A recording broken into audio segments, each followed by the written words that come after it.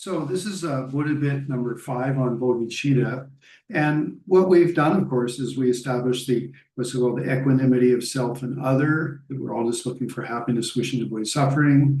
Then the disadvantages of being egocentric, the advantages of recognizing how interdependent we are. And then from there, we arrive at basically the Bodhicitta. But what we're looking at in this case is tying this together with our breathing. So in Tibetan language, it's called Tonglen. The other way of looking at it is giving and taking, or taking and giving. But what you want to do is, in regards to that, okay, so we're going to start with love. May everybody have happiness and the cause of happiness. So you inhale your interdependence with everybody that helps support you, and then you exhale, may everybody have happiness and the cause of happiness. It's just really simple. It's nothing complicated.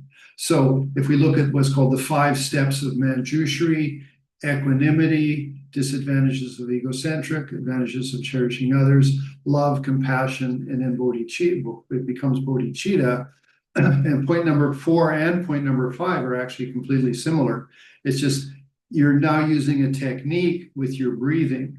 And it's really beneficial because if you use your wisdom mind, well, when I inhale, the air supports me. I'm completely immersed and penetrated by this atmosphere around me. I am 100% interdependent. Without this atmosphere, I would not exist. So I understand that. And then saying, well, okay, I am interdependent. May I make the world nicer? So it's when I exhale, you could say I exhale the perfume or the fragrance of may everybody have happiness and the cause of happiness. Inhale interdependence, exhale that. And you can inhale my mother and father for giving me the body. May they have happiness and cause of happiness. Inhale all the teachers I've ever had. Exhale, may they have happiness and cause of happiness. Inhale all the farmers that create food.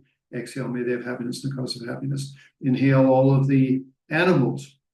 May they have happiness because of happiness. Inhale just all, the stores and the people in the stores that make food available for me. Thank you. And exhale, may they have happiness because of happiness. So it's actually really simplistic, but it's actually profound.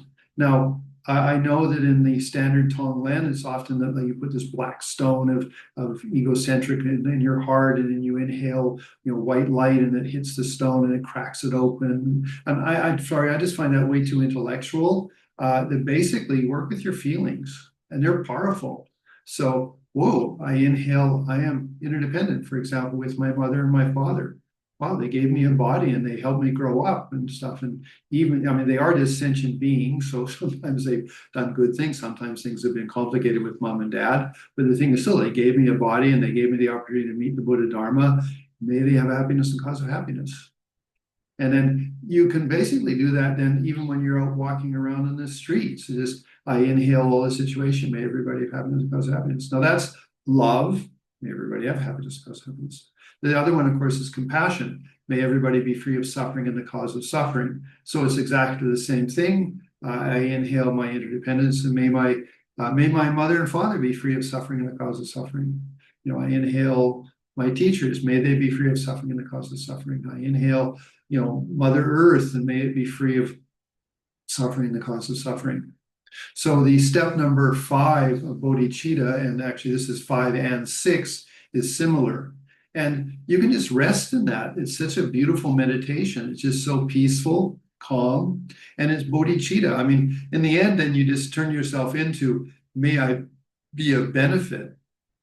You just rest in that sensation. So when you inhale and exhale, you have that familiarity already. And so then just whatever situation I meet, may I benefit. May I help it to be better. May I help release it of its suffering.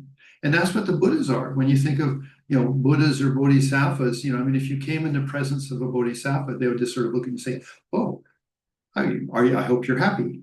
May you have happiness because of happiness. And then if you were to say, oh, I have this problem, then they, and then their compassion wells to the surface and they say, well, go see a doctor or take this medication or maybe, take a holiday, relax, whatever it might be. And that's the compassion. So all the Buddhas just live in the state of, may I be a benefit. Now, it's not an exaggerated and like an overactive sense of being. It's just their nature is a benefit, peaceful, wonderful benefit. Okay, so there's your 5 steps of bodhicitta. And so that's just a little bit of it for today. And it concludes the 5 steps of Manjurshri in developing bodhicitta. And the next one we'll do the 7 steps of the Maitreya Buddha. Okay, so thank you. Wishing you well.